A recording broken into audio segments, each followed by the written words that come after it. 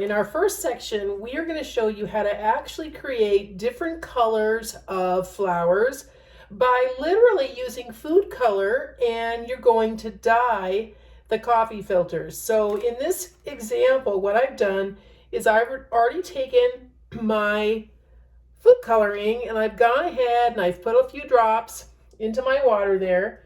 And then, of course, I kind of swooshed it all up so that it's nice and dispersed.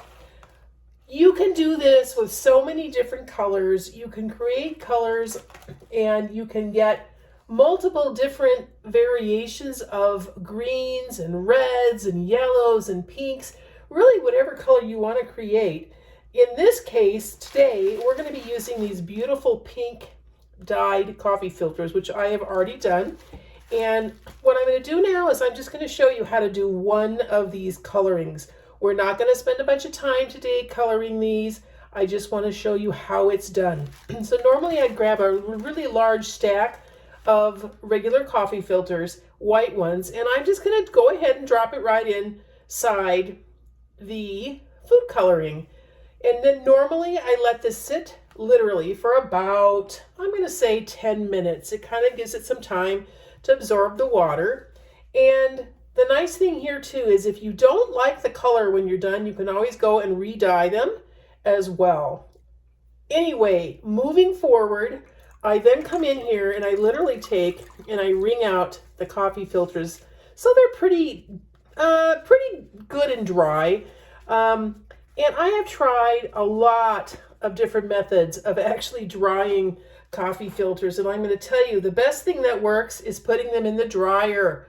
Put it on the low setting. I literally try and pick them apart a little bit before they go into the dryer, and I put it on a low setting for about 5 minutes.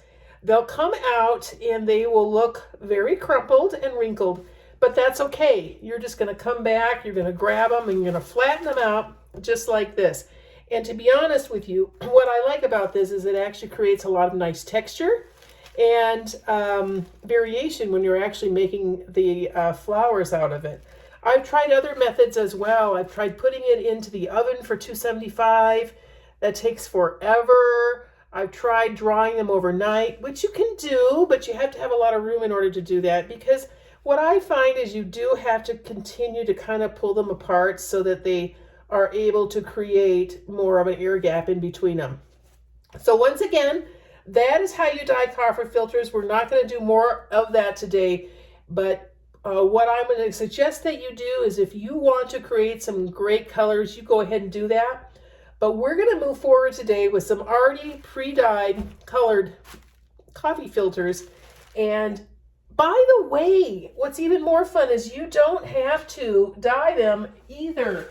I love to use white coffee filters, and in fact, you've seen that all the examples that I showed you from the photos and from the PDFs that I've uploaded on the directions, I've done them all in white because that is also very, very fun to do. So you don't need to dye them, but hey, it is fun.